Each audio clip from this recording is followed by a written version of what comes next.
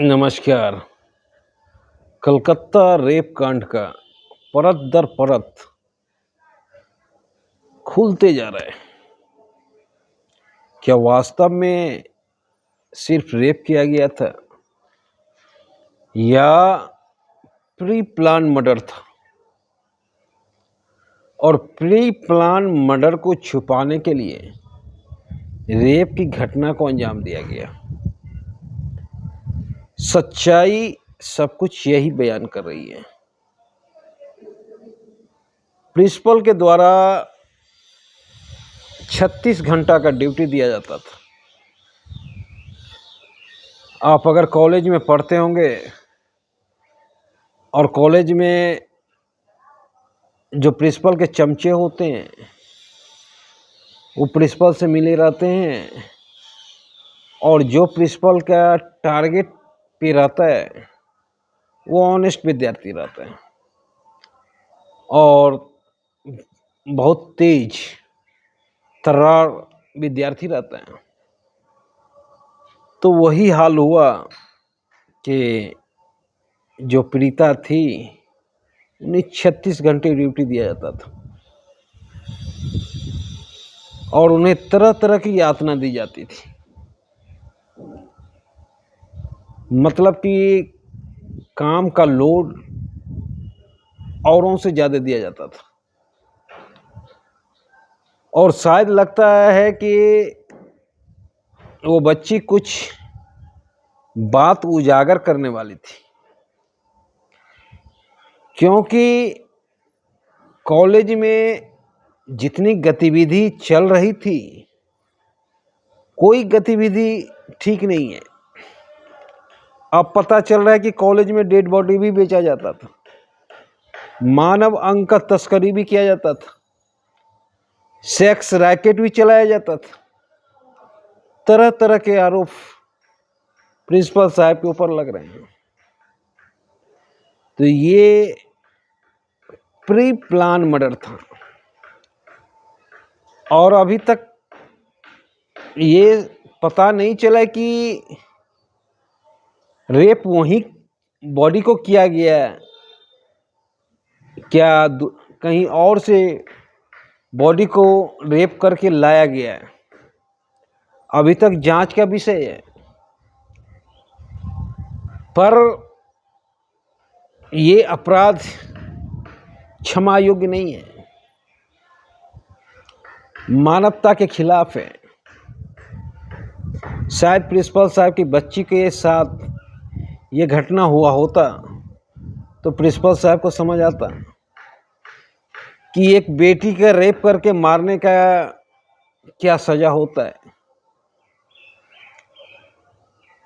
आनन फानन में प्रिंसिपल साहब त्यागपत्र दिए और 2-4 घंटे भी नहीं हुए कि टीएमसी सरकार दूसरे कॉलेज में प्रिंसिपल नियुक्त कर दिए। बड़ा हैरत अंगेज कारनामा है। छिपाने का पूरा कोशिश किया गया। प्रिंसिपल के थ्रू पहले बोला गया कि ये सोसाइटी है। जब देखा कि एफआईआर दर्ज हो गई है और हाई कोर्ट के संज्ञापन के बाद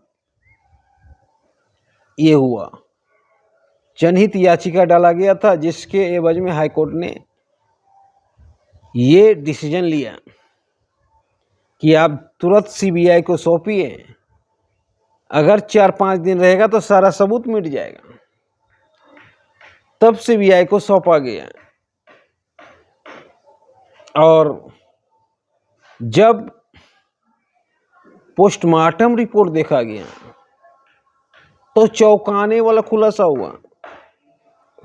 पहले माना जाता था कि सिर्फ संजय राय ने ही रेप किया होगा, पर पोस्टमार्टम रिपोर्ट ने तो केस का एंगल ही बदल दिया। 150 ml व्री एक आदमी का नहीं हो सकता है, कम से कम 3-4 आदमी का हो सकता है। और जितने जगह डैमेज किया गया है बच्ची को एक आदमी नहीं कर सकता है। आंख से खून, गर्दन टूटा हुआ, दोनों कमर से नीचे दोनों पैर तोड़ा हुआ, मतलब बॉडी को कई एक जगह डैमेज किया गया, और एक आदमी कर ही नहीं सकता है, संभव ही नहीं है। तो पोस्टमार्टम रिपोर्ट तो केस के एंगल का, जांच का दिशा ही बदल दिया। अब कल तक स्पष्ट हो जाएगा, क्योंकि कल शायद सीबीआई कोर्ट में अपना जवाब देगी, तब केस का पता चलेगा कि क्या सही में हुआ। पर इतना तो तय है कि वो टारगेट किलिंग था, प्री प्लानिंग मर्डर था, और प्री प्लानिंग मर्डर को छुपाने के लिए रेप कर दिया गया। जघन्य अपराध। इस अपराध का क्षमा कभी नहीं करेगा किसी को, चाहे प्रिंसिपल साहब हो, चाहे ममता दीदी की सरकार हो। जय हिंद।